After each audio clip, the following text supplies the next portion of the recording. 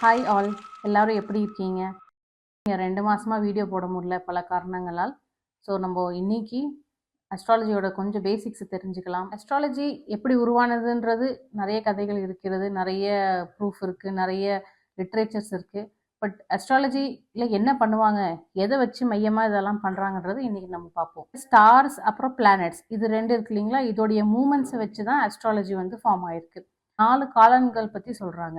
4 காலங்கள் என்னென்னு பார்த்தீங்கன்னா, கிருத யுகம், திரேதா யுகம், துவாபர யுகம், கலியுகம் காலங்களும் சேர்ந்தது வந்து சதுர் யுகம் அப்படின்னு வந்து சொல்றாங்க.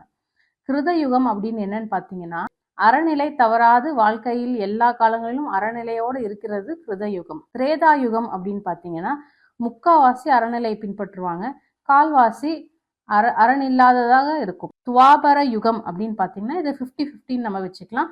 பாதி அறநிலை, பாதி அறநிலை இல்லாமல் இருக்கிறது. கலியுகம் பார்த்தீங்கன்னா, இப்போ நம்ம எல்லாம் வாழ்ந்துட்டு இருக்கிறது கலியுகம் தான். கலியுகத்தில் முக்காவாசி அறமில்லாமல் தான் இருக்குது, கால்வாசி தான் அறநிலையோடு இருக்கிறது.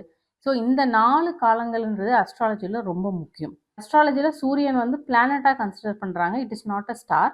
ஸோ சூரியனுடைய சித்தாந்தத்தை வச்சு தான் இந்த அஸ்ட்ராலஜி அடிப்படையாக வந்து வளர்ந்துருக்குது. சூரியன் தான் மையமானதுன்னு சொன்னேன். ஸோ சூரியனுக்கு அடுத்து புதன், புதனுக்கு அப்புறம் சுக்கிரன், சுக்கிரனுக்கு அப்புறம் நம்மளுடைய பூமி இருக்குது. ஆனால் பூமியை சுற்றி வர்றது என்னன்னு பார்த்தீங்கன்னா சந்திரன்.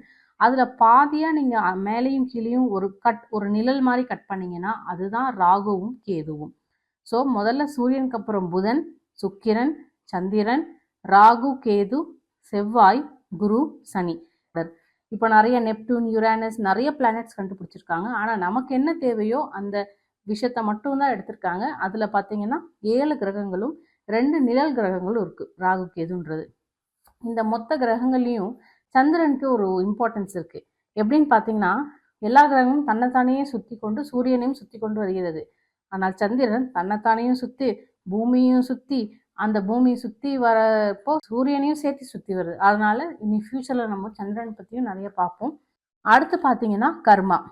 நம்ம கர்மான்றது என்னன்னா, நம்ம செய்கிற செயலுக்கு அதோடைய பிரதிபலன் எப்படி இருக்குன்றது தான் கர்மா. இந்த கர்மாவை வந்து 3 விதமாக பிரிக்கிறாங்க. சஞ்சித கர்மா, பிராப்த கர்மா, ஆகமிய கர்மா அப்படின்னு சொல்லி. சஞ்சித கர்மா அப்படின்றது ஒரு உயிர் வந்து ஒரு உடலுக்குள்ள வந்து இந்த பூமியில இருக்க போகுது அப்படின்னா, ஏற்கனவே முற்பிறவியில அந்த ஆன்மா என்னெல்லாம் நன்மை செஞ்சிருக்கு, தீமை செஞ்சிருக்கோ அதை பொறுத்து கர்மா இந்த பூமியில அவங்க வாழுவாங்கன்னு அர்த்தம்.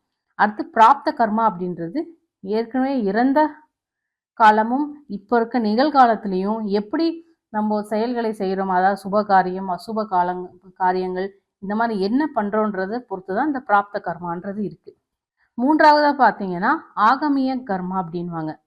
இதுலேயும் பிற்காலத்திலையும் இப்போ நடக்கிற காலத்திலையும் ரெண்டுலேயுமே நம்ம செய்யக்கூடிய பாவ புண்ணிய காரியங்களை குறித்து எந்த அளவுக்கு நம்ம இந்த வாழ்க்கையில் வாழ்வோம், இன்னொரு பிறவி எடுத்தால் அந்த பிறவியில் எவ்வளோ கர்மாவை நம்ம எடுத்துகிட்டு போகிறோம், இதெல்லாம் வச்சு சொல்கிறது தான் ஆகமிய கர்மா. ஜோதிட வாய்ப்பாடும் அதோட கால அளவுகள், இதை பற்றி பார்க்க போகிறோம்.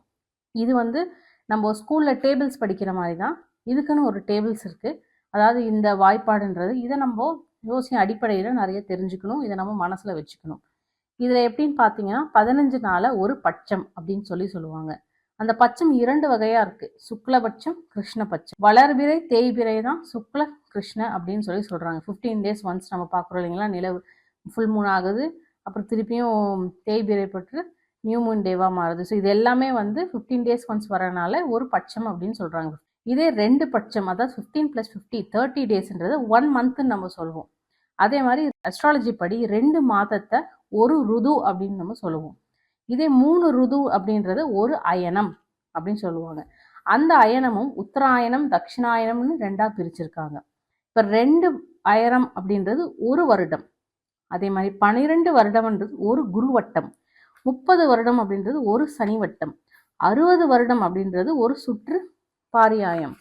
இதே மாதிரி நம்ம வினாடி நாளிகைன்னு நிறைய பார்த்துருப்போம். அதில் வந்து 60 தற்பறைகள்ன்றது ஒரு வினாடி, நம்ம போடுற ஒரு வினாடி.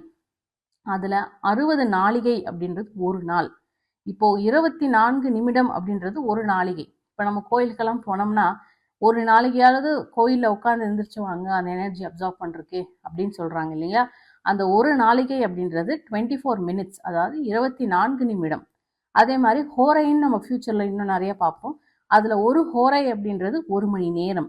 இந்த 1 மணி நேரத்தை தான் நம்ம சுக்கிர ஹோரை, குரு ஹோரை, அந்த மாதிரி நிறைய ஹோரைகளும் சொல்கிறாங்க இல்லைங்களா. அந்த ஹோரைன்றது 1 ஹவர் அப்படின்றது தான் கணக்கு. ஸோ இன்றைக்கி நம்ம பார்த்ததுல ரொம்ப ரொம்ப பேசிக்கான திங்ஸை தான் பார்த்துருக்கோம். நம்ம இனி அடுத்த வீடியோஸில் நிறைய விஷயங்களை தெரிஞ்சுக்கலாம். இந்த வீடியோ உங்களுக்கு பிடிச்சிருந்தா லைக் பண்ணுங்கள், ஷேர் பண்ணுங்கள், சப்ஸ்கிரைப் பண்ணுங்கள். தேங்க்யூ.